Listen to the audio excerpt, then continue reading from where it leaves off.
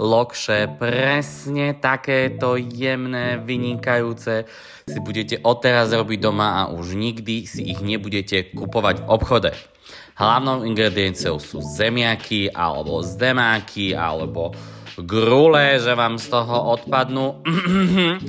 No, zemiaky som si deň vopred uvaril vo vode s troškou soli, ošúpal a na jemnom strúhadle postrúhal, pridal múku, trošku soli a vypracoval hladké cesto. Netreba s tým pracovať moc dlho. Potom som si ho rozdielil na nejakých 8 častí a na suchej panvici opekáte z oboch strán do zlatista. No a po otočení vám tam vzniknú také bublinky, tak len ich poprepichujte nožom, nech vám odtiaľ vyjde ten vzduch.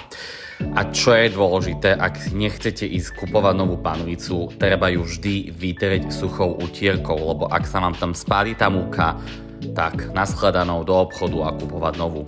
Samozrejme, každú lokšu potrebujeme buď masťou, maslo, to je jedno. No a dokončiť už iba na sladko, na slano, či kapusta, či džem, či mak, či orechy, alebo len tak ako príloha.